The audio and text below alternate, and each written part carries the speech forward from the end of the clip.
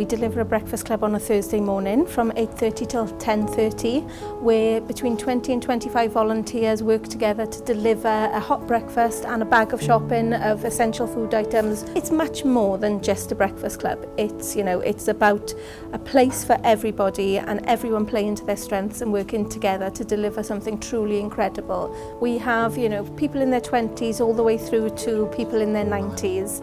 But the one thing that they really have in common is their passion and their commitment. I used to come on a Thursday and see how it ran. And I said, I like to do this, I like to get involved, And that was it. And I got hooked. We've all fallen on hard times, I guess, over the years, but it's nice to give something back. I was volunteering here for 3 years, and then at the beginning of this year, I applied for the volunteer role and I got it, and I've been enjoying it ever since.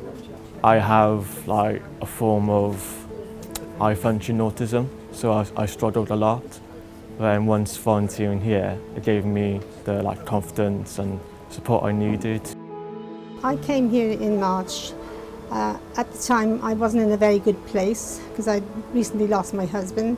Really I was looking for something else to fill my time, and they all welcomed me, and I've always felt, part of the group. Cymdeithasol, cyfeillgar, mae'n tynnu'r cymuned gyda gilydd, mae'n grêt am y volunteers achos mae'n llawer o hwyl, cyfle I cwrdd â pobl newydd yn y cymuned hefyd.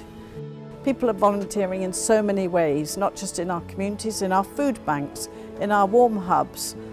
Those have been really important in terms of tough times with the cost of living crisis, and it's great to see all of this here at the Star Centre with Splott Community Volunteers, but I think you could say this is replicated across Wales. If you do want to volunteer, go to volunteering-wales.net and find out more.